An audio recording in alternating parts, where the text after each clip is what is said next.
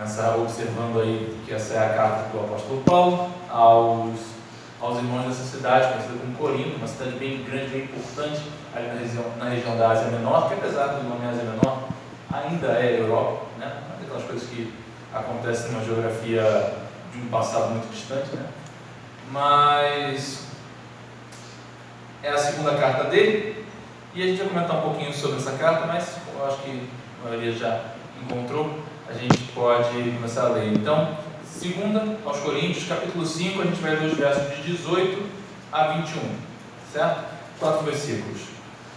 2 Coríntios 5, 18 a 21, diz assim: tudo isso provém de Deus, que nos reconciliou consigo mesmo por meio de Cristo e nos deu o ministério da reconciliação. Ou seja, que Deus em Cristo estava reconciliando consigo o mundo, não lançando em conta os pecados dos homens, e nos confiou a mensagem da reconciliação. Portanto, somos embaixadores de Cristo, como se Deus estivesse fazendo o seu apelo por nosso intermédio. Por amor a Cristo, lhes suplicamos, reconciliem-se com Deus. Deus tornou pecado por nós aquele que não tinha pecado, para que nele nos tornássemos justiça de Deus. É poderosa essa colocação final do apóstolo, né? Tornou pecado aquele que é o santo, sublime e santo Deus, né? Deus o Filho, no caso. Bom, tem uma cena que eu sou apaixonado num desenho, né? Acho que eu até já mencionei uma vez aqui falando com vocês um outro momento, um desenho que tem mais de 30 temporadas, então há várias cenas para se comentar desse desenho, né, que é Os Simpsons. Né? Geralmente eles têm umas piadinhas meio ácidas, mas bem legal a forma como, mas algumas percepções deles são muito boas. Né? E tem uma cena que eu gosto bastante, que é um episódio ali, ainda, acho que ali são vários períodos, né? Ali ainda acho que do pós-10ª temporada, antes da 15ª, nesse espaço aí dos episódios dos Simpsons, em que a Lisa, a irmã do Bart, para quem nunca viu, né, uma família de 5 pessoas, o pai, a mãe, 3 filhos, um bebê e 2 irmãos ali na pré-adolescência. Né? A irmã mais nova, a Lisa, chega para o seu irmão, o Bart, né, e comenta que a água da descarga gira numa determinada direção, porque eles estão no hemisfério norte. No hemisfério sul, ela giraria na direção oposta. E o Bart vai dizer, não, isso está errado. Eu lembro que eu já vi girar na direção oposta, às vezes girando uma, às vezes girando na outra. Tem nada a ver com a questão do hemisfério.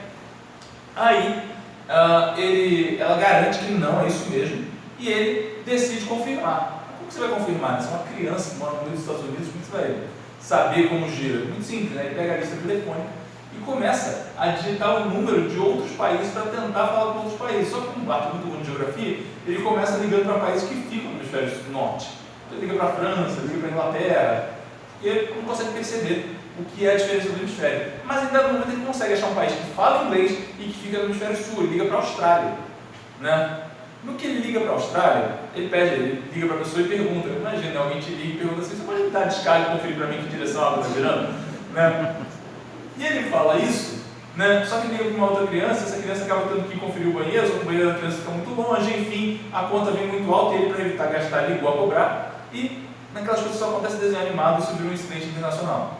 Né? Então o governo da Austrália processa a família dele, né? E eles têm que ir até lá resolver a questão. O governo dos Estados Unidos, querendo resolver a situação, leva a família até a Austrália. No que eles vão para a Austrália, eles ficam na embaixada dos Estados Unidos.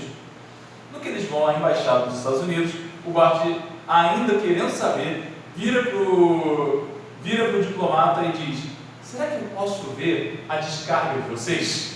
Ele vai até lá, o homem diz, claro, vem aqui. Aí ele mostra para ele a descarga e diz, essa é a nossa descarga, perceba. Aí ele dá a descarga e a água começa a girar numa direção, na direção oposta, né, a que girava lá nos Estados Unidos, porém, de repente se liga um aparelho ali que funciona a partir de você apertar a descarga e a água começa a mudar de direção e girar na direção normal. Aí, o que aconteceu aqui? Aí ele diz, nós temos aqui a mais moderna tecnologia para fazer a água girar na direção correta, porque afinal nós estamos em solo americano, né? A embaixada é solo no país de origem, né?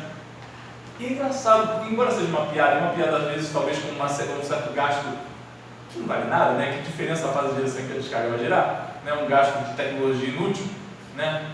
Mas é uma piada que dialoga com um fato importante. Qual é o fato? Uma área de embaixada é um território de um país, mesmo que esteja em outro país. É quase um enclave, é um pedacinho de outro país. A embaixada do Zimbábue no Brasil é um pedaço do Zimbábue no Brasil, embora o Zimbábue quase todo fique na África, né? Assim também, o embaixador é um cidadão de seu país, mesmo que more por muitos anos em um outro país. E por fim, então, talvez a gente comece a visualizar o que o apóstolo está querendo dizer aqui, porque na prática ele está dizendo para nós que vocês são cidadãos ligados a um outro rei e obedecem primeiro às leis do seu rei, como de fato qualquer embaixador olha primeiro para os interesses do seu país de origem e não do lugar onde ele está. Não é que ele queira mal aqueles que estão no país em que ele está. Alguns por aí querem, mas não é que ele precise querer mal as pessoas do país onde ele está. Mas a fidelidade dele é ao seu país, ao seu rei, e não ao presidente, ao rei do país onde ele está. Isso é importante a gente ter em mente quando lê o apóstolo falando e dizendo que nesse ministério da reconciliação nós somos embaixadores. Bom, mas como eu disse antes, a gente vai pensar um pouquinho o que é a carta. A segunda carta de Paulo aos Coríntios, como o próprio nome diz, né, não é a primeira carta que ele enviou aos Coríntios. Mas tem um detalhezinho engraçado que as pessoas gostam de comentar, que é a carta de Paulo aos Coríntios, essa segunda carta, talvez não seja a segunda carta enviada aos Coríntios, né? Por qual razão? Na primeira carta, Paulo cita a carta anterior que ele havia enviado. Então fica aí um fato curioso, né? Você teria uma carta que não foi guardada para a posteridade, portanto nós não temos acesso a essa primeira carta, né? Por vontade do Espírito Santo, essa carta, portanto, não fez parte do cânone, não fez parte da versão final do texto da Escritura, né? E aí, então, a segunda carta é talvez a terceira, talvez até mesmo a quarta, porque alguns sugerem que pode ter havido uma carta entre a primeira e a segunda, né? Pela forma como está o diálogo de Paulo. Mas, afinal, por que a forma de como está o diálogo de Paulo? Porque quando a gente lê as duas cartas, a gente percebe que as cartas de Paulo aos Coríntios são geralmente diálogos dele, quase que respondendo perguntas. O pessoal faz uma pergunta, tipo, Paulo, o que a gente faz com relação a um rapaz aí que incorreu em pecado sexual e quer continuar na igreja? A gente faz o quê? A gente deixa, a gente abraça e diz assim, não, tudo bem, está na graça, pode fazer o que você quiser, né? O que a gente faz? E eles perguntam isso mesmo a ele. E algumas vezes, inclusive, são perguntas um pouco fortes. Ele vai lá e pergunta sobre o apostolado dele. Mas você sabe que a gente acha que você não tem muita autoridade para falar com a gente não, entendeu? Você é apóstolo mesmo? A gente acha que era melhor ouvir Pedro. Eu acho que você é meio marromeno, sabe? Nem sequer teve com ele em pessoa antes dele morrer. Eu não sei se você pode ser contado como um apóstolo, assim, sabe? Raiz. É um negócio meio posterior, assim, né? Então tem umas perguntas meio duras ali. É engraçado, né? Porque a carta ela acaba mostrando pra gente que às vezes, né, os professores eles tendem a gostar muito dos alunos que são muito problemáticos, né? E você vê um pouco isso ali, né? Porque Paulo é muito mais duro com os Gálatas, né, por causa de um erro doutrinário terrível que estava sendo cometido, do que com os Coríntios. Não que ele não seja duro com eles. Há de se lembrar, esse jovem que eu mencionei, a resposta de Paulo sobre ele é: pois então eu entreguei ao Satanás, e que para ver se talvez a alma se salva. Né? Entreguemos o corpo para ver se a alma não se salva. Então, assim, não é que ele não seja duro ali também. Mas você nota que tem um certo carinho por ele, de querer atingir essas pessoas. Né? E aí, talvez por essa razão, Paulo se dedica tanto nas metáforas, nos exemplos, como ele faz com essa questão do embaixador. E aí, aqui, eu queria observar um pouquinho sobre o que é um embaixador nos tempos bíblicos, nos tempos do Novo Testamento. Porque existe uma diferença. A gente pode encarar o embaixador como aquilo que a gente vê no nosso mundo atual, mas não é uma leitura muito justa com o que seria um embaixador quando Paulo escreveu essa carta. Né? Às vezes a gente tem a sensação, né, de que o embaixador tem determinadas funções. Por exemplo, né, ele tem que cuidar das relações entre um país e outro. Hoje mesmo estava recordando sobre a ocasião em que um Papa, né, teria feito um comentário falando mal do profeta Maomé. O Vaticano tinha uma embaixada no Paquistão. E o governo do Paquistão exigiu explicações à sua embaixada. Explica aí, o que ele quis dizer? Porque eu não gostei muito não, sabe? Isso existe, não é? Quantas vezes você não ouve que tal governo teve que dar explicações, o embaixador foi chamado a dar explicações sobre seja lá o que for. Igualmente, a gente vê o embaixador também como alguém que às vezes chama empresários para participarem, né, da relação do país, de maneira que um determinado país possa investir no outro. Então, o embaixador do Brasil em Nova York tenta fazer com que empresários americanos invistam no Brasil, na soja brasileira, por exemplo. Essa é uma função de embaixador, muito comum hoje em dia. Não aqui. No contexto romano, o embaixador ele tem uma função muito específica, um trabalho muito rápido. Não é algo que vai ficar anos no mesmo lugar. A ação do embaixador é muito direta e muito arriscada. O que é um embaixador, então, no contexto romano? Vamos lá. Era um homem selecionado entre os romanos, geralmente alguém de origem nobre, ou pelo menos que mostrou muita coragem no campo de batalha. Tinha que ser alguém muito corajoso, apesar disso bem apessoado, né? Tinha que ser alguém que você olhasse e respeitasse, você sentisse que temos que tomar cuidado com esse homem, porque ele é forte e ele aparentemente poderia de fato representar um perigo. Você não convoca para ser um embaixador alguém que seja um homem muito fraco, muito frágil. E por que não? Porque o que o embaixador vai fazer? Uma vez que você escolheu o embaixador, você envia ele sozinho até um país que está prestes a ser atacado pelo Império Romano. Então as legiões estão preparadas para invadir a Trácia, né? Um embaixador é enviado. Ele vai até o rei da Trácia e vai dizer para ele: eu venho em nome do imperador de Roma e venho para lhe dar um aviso. Nós queremos a reconciliação, como disse o apóstolo, nós queremos a reconciliação com vocês. Nós oferecemos o seguinte: você pode se render, você vai continuar rei, mas agora você vai se reportar ao imperador. O imperador será rei sobre você. Você obedecerá ao nosso imperador e em troca os romanos te oferecem todas as qualidades que é viver sob o Império Romano. Você vai poder fazer comércio com Roma, você vai poder viajar livremente de uma ponta a outra do Império, porque vocês vão fazer parte do Império, vocês vão ter todas as vantagens de ser parte do Império, e se alguém atacar vocês, nós nos comprometemos a defendê-los, porque vocês são parte do Império, mas vocês pagarão impostos ao Império, vocês se reportarão ao Imperador, como eu disse antes, e vocês terão de servir as nossas legiões também, quando nós estivermos defendendo o Império. O sujeito que até lá dizia isso. Poderia acontecer do rei olhar e dizer assim: quer saber? Os romanos aí são realmente muito poderosos, né? Sabe o que eu vou fazer? Tá bom, eu fecho, né? Vocês não vão atacar mais. Não, vai ficar tudo do jeito que eu falei. Fechou, é isso aí mesmo. A gente é parte do Império, né? Então você deve se recordar, talvez muitas vezes você tenha se perguntado por que Herodes era rei na época de Jesus, se havia um imperador em Roma e os judeus faziam parte do Império Romano. Não aconteceu por esse meio de embaixador. Herodes fez uma outra coisa, mas era por causa desse tipo de contexto que existia a hipótese de você ter um rei dentro do império, né? Alguém que governa como rei num território que na verdade é governado pelo imperador, né? Enfim, isso é um embaixador no contexto romano, e poderia acontecer do rei não aceitar. E se ele não aceita, ele poderia dizer: bom, então volta para casa, né? Mas o mais comum não era isso. O mais comum era ele devolver só a cabeça do embaixador. É por isso que esse homem tinha que ser corajoso e bem apessoado. Ele tinha que ser alguém que metesse medo, porque o homem deveria pensar: olha, se esse daí é assim, imagina vir 10 mil igual a esse. Ele precisava ser talentoso na sua forma de discursar, porque ele precisava convencer, ele precisava fazer você pensar que o que ele estava dizendo era a mais pura verdade e que você devia ter muito medo dele. Isso era um embaixador. Então, a pergunta que talvez você se faça é: por que Paulo nos compara com esse sujeito, com essa forma de agir e com essa fala? Vamos analisar um pouco o que está escrito no texto. O texto nos conta que o Senhor nos deu o ministério da reconciliação. Acontece pelo menos 5 vezes, dependendo da sua tradução, entre 3 a 5 vezes em diferentes traduções, de você encontrar a palavra de reconciliar.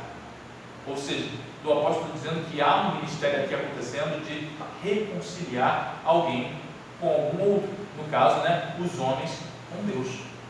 o ministério da reconciliação que Deus ofereceu aos homens.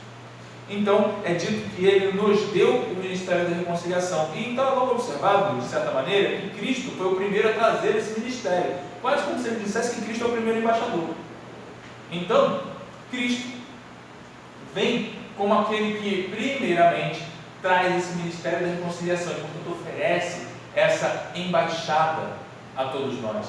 Porque Ele vem em nome de seu Pai para dizer: olha, há um exército poderoso vindo. Um dia Ele virá, e virá para destruir. Mas agora Ele oferece reconciliação a todos vocês. Cristo é o primeiro embaixador. Porque Ele veio para oferecer a paz àqueles que estavam em guerra contra seu Pai.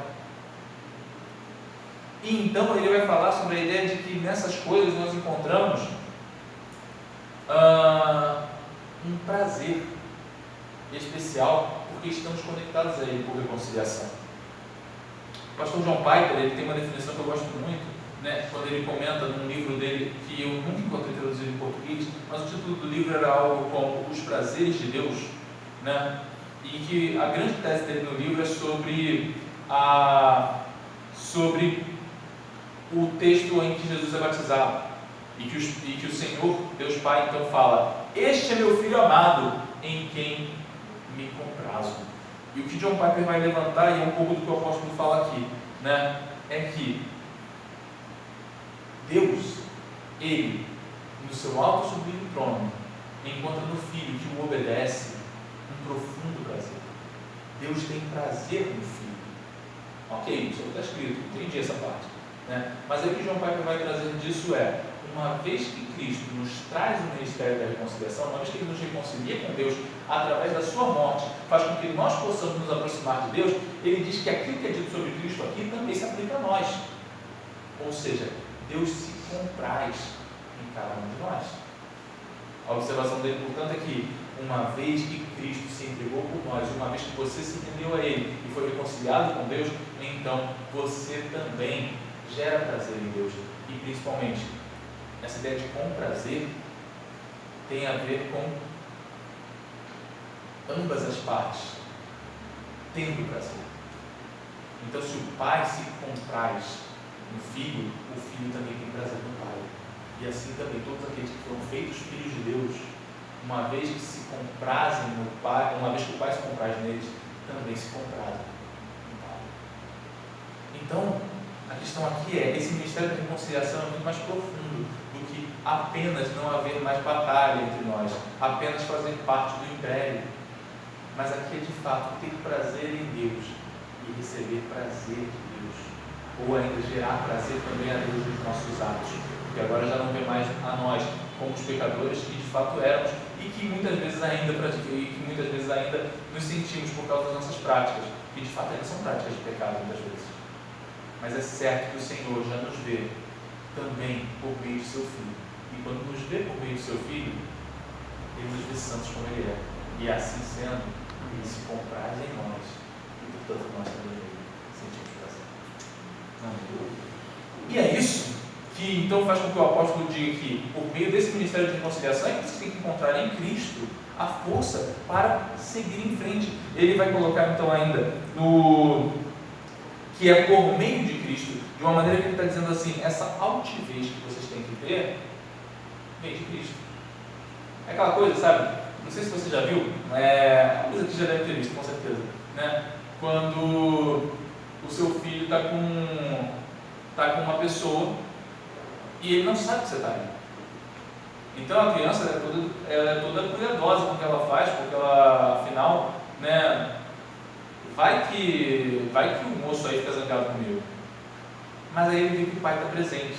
E ele sabe que, portanto, essa pessoa não vai ter coragem de dar uma bronca nele. Porque agora o pai está ali, se for para dar bronca é o pai, não vai ser ele.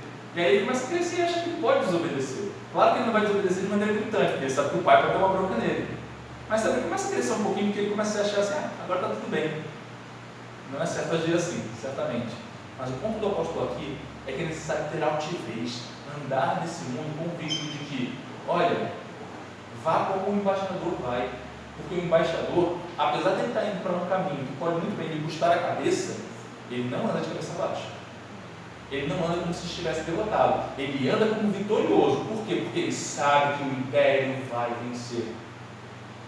E embora essa afirmação não seja completamente verdadeira, afinal, você provavelmente nunca ouviu falar sobre alguém hoje que seja cidadão do Império Romano, afinal o Império acabou, né? O reino de Deus jamais acabará. E Amém. você sai andar com altivez, porque você sabe que faz parte de um reino que jamais será derrotado, que vai derrotar todos os reinos da terra quando toda essa situação. Amém. É por essa razão que o apóstolo diz que nós precisamos acreditar que por meio dessa reconciliação nós andamos sim de cabeça erguida. Acabou as razões pelas quais olhávamos para baixo, não tínhamos coragem de olhar os homens nos olhos. Cristo nos trouxe altivez. Mas ele prossegue e nos diz que então ele nos confiou a mensagem da reconciliação. Isso é uma demonstração de que o embaixador, muitas vezes, ele precisa entender algo sobre si mesmo. E o que é? Você é chamado a levar a mensagem. Então, de fato, Cristo foi o primeiro embaixador. Mas ele afirma que todos os crentes são embaixadores. E, portanto, todos os crentes precisam se compreender como alguém que está convocado a participar do envio dessa mensagem. Ora, é certo que a gente vai reparar que no corpo há diferentes funções. Há mãos, há braços, há boca, há olhos. Mas perceba, mesmo havendo diferentes funções, todas elas servem àquilo que o corpo precisa realizar. Assim também, todos os membros do corpo de Cristo são chamados a serem embaixadores, a levarem a mensagem, ainda que alguns levem de determinada maneira e outros de outra maneira, mas todos participam do ato de ser embaixadores. Isso tem a ver com contar a verdade. E qual a importância disso? É que uma vez que nós contamos a verdade, nós precisamos dizer exatamente o que o apóstolo aqui está falando sobre como o embaixador deve agir. Um embaixador vai até o local, como eu disse antes, para apresentar uma mensagem que pode ser terrível para aqueles que vão escutar. E pode ser uma mensagem que vai custar a cabeça do embaixador. E a pergunta é: nós estamos dispostos a continuar dizendo exatamente a mensagem que deveríamos dizer, ainda que tenhamos de ser ridicularizados por ela? Ou será que nós não afrouxamos um pouco a mensagem? Não precisa também ser tão sério assim. E eu digo, meu irmão, eu tenho certeza de que você pode muito bem fazer uma boa piada quando conversa com as pessoas. E pode inclusive fazer uma boa piada sobre algo que aconteceu no texto bíblico. Ora essa, o próprio texto bíblico sabe fazer graça de si mesmo. Não é à toa que o autor de Samuel vai dizer que Saul estava a aliviar o ventre. Meu irmão, ele está falando exatamente daquilo que você pensou quando ele disse aliviar o ventre. Mas ele decidiu usar o termo aliviar o ventre, que é bem interessante para você perceber que ele está fazendo uma certa gracinha. Né? Ou ainda, o apóstolo Pedro, quando escreve sobre Paulo, ele faz um comentário dizendo assim: e não nos esquecendo do nosso querido irmão Paulo. É interessante porque ali ele defende o apóstolo para dizer que Paulo de fato é apóstolo, e o que ele, isso está em 2 Pedro, tá? De fato é apóstolo, e de fato o que ele diz que tem autoridade de apóstolo, mas ao mesmo tempo não perde a piada. Ele vai dizer assim: e não nos esquecendo do nosso querido irmão Paulo. O Paulo diz coisas realmente difíceis de entender, e que os nécios tomam por pretexto para as suas maldades. Ou seja, ele vai questão de dizer: Paulo não disse nada que não era verdade, e não disse nada que era maldade. Os nécios é que se apoderam disso para dizer besteira a partir daquilo que Paulo falou. Mas ele não perde a viagem para dizer assim: mas realmente Paulo, de vez em quando, falou um negócio meio difícil, né? Eu não gosto de falar simples, né? Qual que é o ponto aqui? Portanto, eu não estou dizendo que você precisa ser sério. Como diz um amigo meu, né? Tem muito crente chato por aí. Você não precisa ser chato. Cristo não te salvou para você ser chato, mas Cristo te salvou para defender a palavra exatamente como ela é. E portanto nós precisamos ter convicção. Nós estamos dispostos a colocar a nossa cabeça a serviço de afirmar exatamente o que Cristo diz. Por quê? Porque só assim nós vamos de fato demonstrar que cremos no texto. E só assim será a verdade em nossas vidas. Quantas vezes nós não negociamos achando que simplesmente aqui era uma situaçãozinha que eu precisava resolver desse jeito, né? E na prática, quando você negociou ali, será que você não pode também observar e dizer: será que eu não agi como alguém que não crê? Se eu não creio nessas coisas, que valor elas têm para mim? O que elas mudam na minha vida? E principalmente, qual é a minha relação com Deus se eu não creio nessas coisas? Ora, então você está dizendo que eu não creio, que eu estou perdido? Meu amado, todos nós falhamos pela caminhada, mas todos nós somos chamados a corrigir as falhas que foram cometidas pela caminhada. Eu não estou dizendo que você não crê, mas eu estou te convidando a crer com muito mais força para aceitar aquilo que precisa ser aceito. Essa é a maravilha dessas coisas. Precisamos estar dispostos a andar com altivez e praticar com altivez cada uma das coisas que esse texto nos ordena e defender exatamente o que está escrito. Mesmo quando parecer que defender a verdade da palavra vá sim nos tornar alvo de aqueles que querem nos ridicularizar ou aqueles que querem nos desacreditar, como se fôssemos completamente tolos. De fato, Deus escolheu os tolos, então não precisa se preocupar tanto assim. Né? Se você está aqui, você sabe que Deus escolheu os tolos. Não seja tão sério consigo mesmo. Mas a parte boa é que, como eu disse antes, ele se compraz, ele dá prazer e tem prazer nesses tolos que ele escolheu, de tal maneira que certamente eles não serão tolos. E aqueles que são sábios diante do mundo, esses sim são tolos, porque não encontraram o Criador de todas as coisas, mesmo nunca todas elas. E principalmente, por amor. Ele nos ensina que, portanto, as coisas devem ser praticadas sob o amor de Cristo. Esse ministério de conciliação, portanto, é uma resposta de amor. Porque Deus, de fato, amou os seus. Quando o imperador enviava um embaixador, ele não estava amando aquelas pessoas, ele queria ampliar o império. O império tinha que ser maior. Né? O império, na verdade, cresceu tanto que chegou num ponto que ele não conseguia se administrar. Eles tinham que dividir em 2 ou 4 partes, porque era difícil administrar o império romano. Ele era muito grande. Para uma época em que não tinha o WhatsApp para você poder mandar as mensagens e resolver as coisas rapidamente. Mesmo hoje com o WhatsApp o negócio é meio complicado em países grandes como o nosso. Né? Por outro lado, essas coisas traziam benefícios aos que viviam dentro daquelas nações. Mas para nós essas coisas são muito mais poderosas. Porque de fato, muitas vezes esse ato de ser embaixador vai sim custar muito caro a você.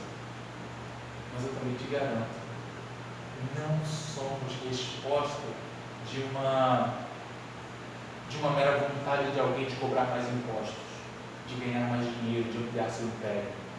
Porque Deus já é Senhor de tudo, não importa se você quer ou não. Então o que acontece aqui? Acontece que Deus nos ama e estende seu amor para que nós possamos amá-lo e então ter um relacionamento real com Ele. Eu me recordo de uma cena, de uma frase que para mim é maravilhosa. Napoleão Bonaparte, depois de tudo que aconteceu durante a Revolução e de todas as cabeças cortadas, e quando ele finalmente pega a coroa e coroa a si mesmo imperador, né? E então luta suas batalhas e vence muitas, mas finalmente é derrotado, enviado para uma ilha, para a ilha de Santa Helena, consegue fugir da ilha, governa por 100 dias, é derrotado novamente e enviado agora sim para a ilha de Elba para nunca mais sair de lá, até nós sabemos, né? Napoleão, o corpo foi tirado de lá e levado para Paris posteriormente. O fato é que Napoleão viveu o resto da sua vida lá e decidiu escrever suas memórias. E dizem que ele lia muito a Bíblia durante esse tempo. E em dado momento ele chega a uma conclusão bem interessante e bem incomum para um revolucionário. Napoleão era um agnóstico, ele até acreditava que Deus existia, mas francamente isso não faz diferença nenhuma para a minha vida. Então, Deus talvez exista, mas isso não faz diferença nenhuma para a minha vida. Então eu quero só prosseguir vivendo, né? E tentando me ajustar à sorte. Ele era um homem muito precioso. Mas aí, nesse final de vida, lendo a palavra, ele não chegou a uma conclusão sobre Jesus. E eu acho ela muito interessante.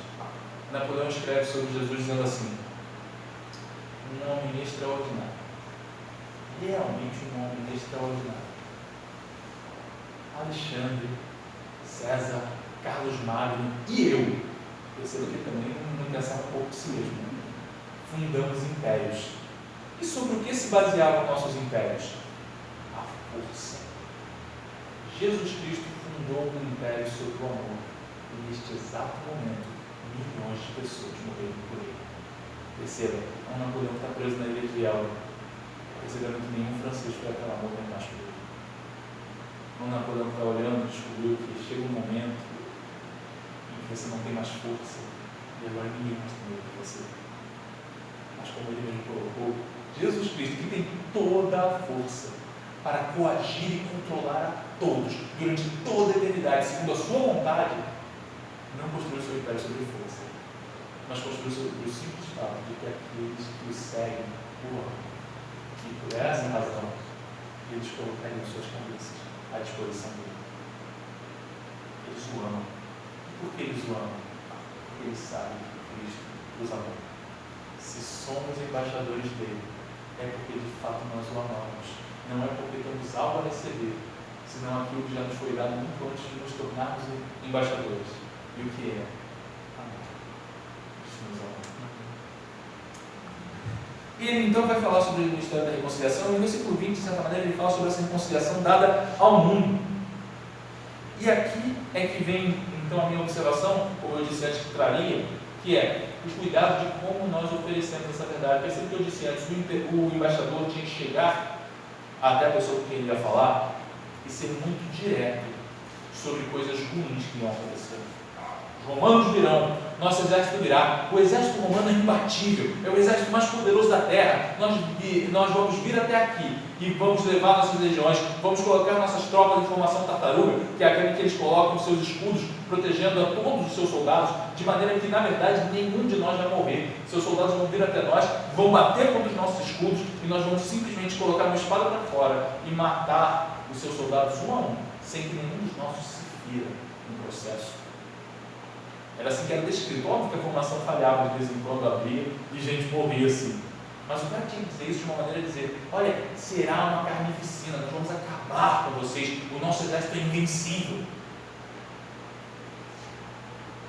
A questão é, nós também devemos falar isso. Não que nós vamos fazer uma carnificina, porque de fato não somos chamados a fazer carnificina com ninguém. Mas no sentido de que Cristo vem. E quando Ele vier, Ele será imbatível. De fato, todos os exércitos da terra não têm a menor chance contra Ele.